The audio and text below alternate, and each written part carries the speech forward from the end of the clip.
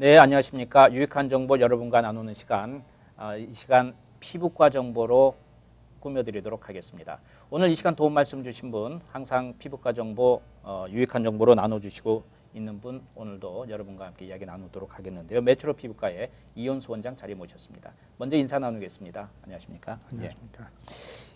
갈수록 동안을 찾게 되고 관심을 많이 갖게 됩니다. 이제 100세 시대가 되다 보니까 좀 젊게 살려고 하는 거고, 유전적으로 특히 좀 동안인 분도 있겠지만 본인이 좀 피부적으로 관리하는 것도 많이 필요하지 않습니까? 그렇죠. 어느 연구 결과를 보니까 동안이라는 게 오래 산답니다. 건강하게. 그 이유가 동안이 어떤 다른 요인보다도 마음적인 요인에서 밖에서 많이 활동하고 막 힘들게 활동할수록 동안인 사람이 별로 없고, 그리고 마음적으로 어렵게 힘들게 뭐 가정적으로 이렇게 지내는 분들이 아무래도 동안보다는 얼굴이 이렇게 빨리 지치고 노화되기가 쉽다, 뭐 이런 연구 결과가 있었다. 그래서 마음적인 걸 상당히 중요하게 포인트를 잡고 이야기한 게 있는데, 오늘은 그런 유전적으로 조금 그 동안이 아닌 그런 분들도 있지 않겠습니까? 그렇죠. 그런 분들은 조금은 의학적으로 시술을 좀 빌려서 조금은 더 젊게 살려고, 자신감 갖게 살려고 하는 그런 시술도 있을 텐데, 그런 뭐 리프팅이라든지 많이들 사용하는데, 좀 오늘 동안 비결에 대해서 우리가 어떤 또 의학적인 방법이 있을까 한번 이야기를 나누고 싶습니다. 예. 동안 그러면은 이제 뭐 여러 가지 컴포넌트를 볼 수가 있는데, 네. 피부 자체에 있는 이 탄력성을 갖다가 좀 이제 다시 리스토어 해주는 방법이 있겠고요. 그다음에 피부, 우리가 나이 먹어가면서 피부 자체에 발륨이 없어지기 시작합니다. 그렇죠. 그러니까 예. 피부뼈라든지 템플이라든지 이 안에 있는 지방질이 없어지면서 전체적으로 처지게 보이게 되죠. 그래서 발륨을 리플레이스를 해주는 그 방법이 있고, 그다음에 이제 이 태양광선에 데미지가 되고 나이 먹어가면서 생기는 현상 중에 하나가 피부에 잡티가 생긴다든지 검버섯이 생긴다든지 색소적으로 기미가 생긴다든지, 그래서 이제 전체적으로 문제가 생길 수가 있어요. 그리고 빨개진다든지. 그래서 이 색소적인 문제, 그다음에 이 발륨 리플레이스먼트, 그다음에 이 탄력성 위주, 메인테넌스 하는 거, 그 세 가지를 볼 수가 있습니다. 그래서 탄력성을 위주를 메인테넌스 하기 위해서는 피부 자체에 섬유질을 새로 만들게 해주는 테크놀로지를 쓰게 됩니다. 그래서 이런 여러 가지 방법이 있어요. 그래서 예를 들어서 이 하는 레이저 종류로 해서 하는 방법이 있고, 얼트라사운드로 해서 해주는 방법이 있고, 그다음에 라디오 프리퀀시를 해주는 방법이 있고, 이제 세 가지 방법이 주로 많이 쓰여지는 방법이에요.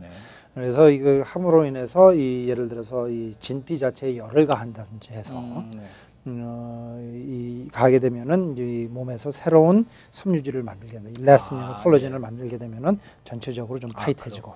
그래서 이 방법에 따라서 이 효과가 빨리 볼 수가 있고 천천히 나올 경우가 있습니다. 그래서 보통 우리가 얘기하는 덜마지, 얼테라, 아니면 프랙셔널 레이저, 예를 들어서 프랙설, 그런 걸 갖다가 얘기를 하는 겁니다.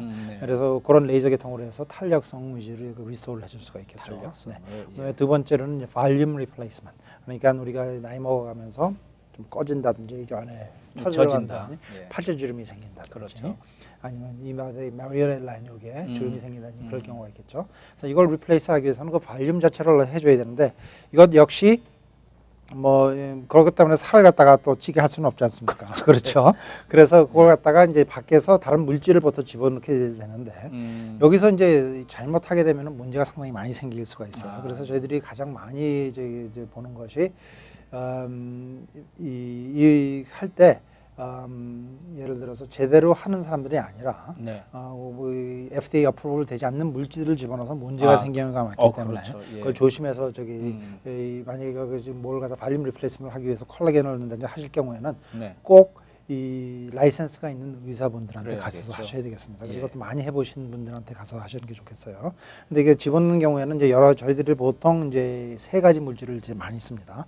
하나는 이 하얄루로닉 애시드, 그러니까 설탕 비슷한 그 물질이에요. 그래서 몸에도 많이 있는데 그 하얄루로닉 애시드를 이용을 하게 되면은 이 발륨 리플레이스먼트를 할 수가 있어요. 그다음에 두 번째로는 하이드락시 아파타이트라고 해가지고서 좀 오래된 물질인데 보통 이게 정형외과에서 뼈를 갖다가 빌드할 때 쓰는 경우인데 이걸 또 넣어가지고 하는 방법이 있고 세 번째로는 이 스컵처라는 그런 종류가 있는데 이것도 역시 발륨 리플레이스먼트에서 컬라겐을 빌드업하게 해주는 거 있는데 그렇게 해서 그 세 가지 물질을 쓰게 해서 하는데 보통 저희들이 이걸 어디에 가장 많이 쓰냐면은 요 눈 안에 쳐져가지고 피곤하게 보이는 이 라인 있죠? 거기를 집어넣는다든지 아니면 팔자주름에 집어넣는다든지 이 템플을 집어넣는다든지 하고 가끔 가다가 의사들에 따라서 코를 갖다가 집어넣어서 코를 좀 나게 해주는 그런 사람들이 있습니다. 그리고 여기에 너무 들어갔을 경우에 여기에도 집어넣어서 좀 통통하게 해주는 그런 방법이 있겠죠. 그 다음에 이제 세 번째로는 이 피부의 색소 문제 때문에 색소도 이제 예를 들어서 이 색소 자체는 있는데 피부에 새로 생긴 게 아니라 종기 종류가 아니라 이 색소 자체에만 문제 있을 경우에는 그거 치료해 주는 방법은 레이저 토닝이라든지 그런 방법으로 쓰게 됩니다. 역시 이게 잘못하면은 더 까매질 수가 있기 때문에 이거는 이게 경험이 많은 의사분들 찾아서 치료를 해야 되겠어요.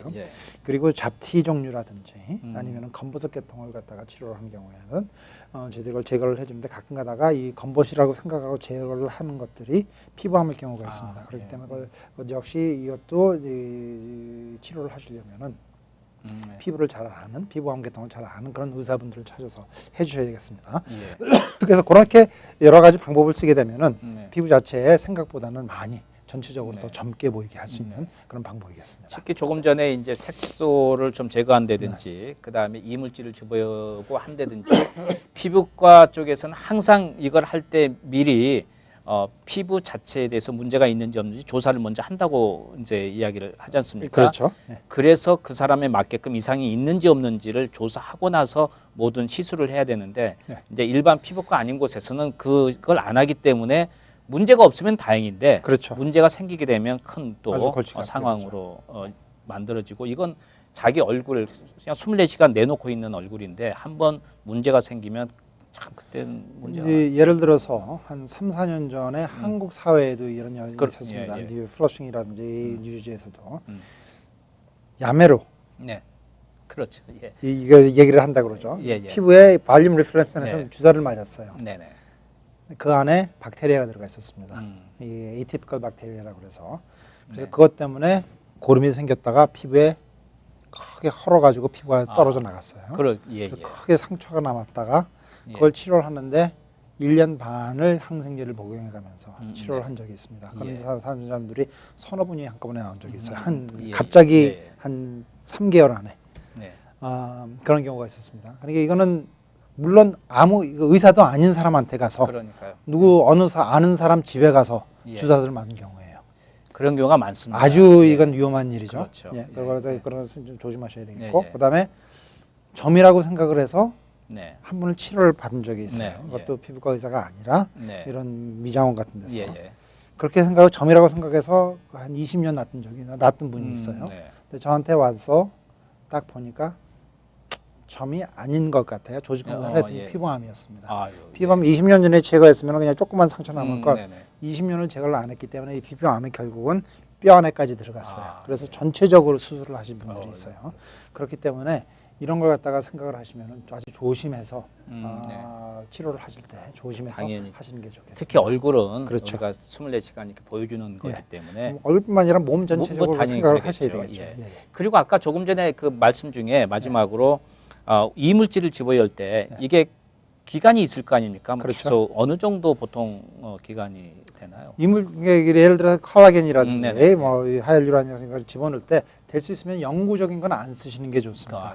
그 이유가 우리가 늙어가면서 얼굴 전체가 바뀌게 됩니다. 그런데 영구적인 걸 집어넣게 되면 지금은 그 위치가 여기에 있지만은 나중에 위치가 변할 수가 있어요. 그럼 이상하게 보일 수가 있어요. 그렇죠. 그래서 그렇기 때문에 1년 내지 2년 이상 가는 거는 안 쓰시는 게 좋아요. 좀 반영구적인 걸로 쓰시는 게 좋아요. 그러니까 보통 1년에서 2년 이상 안 가는 게 좋습니다. 그래서 저희들은 실리콘을 갖다가 쓸 수가 있는데 실리콘은 영구적인 그 필러예요.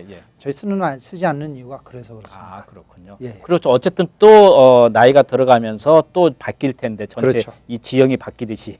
근데 거기만 그대로 있으면 이상하게 되죠. 밸런스상. 자, 오늘 여기까지 하겠습니다. 도움 말씀 감사합니다. 감사합니다.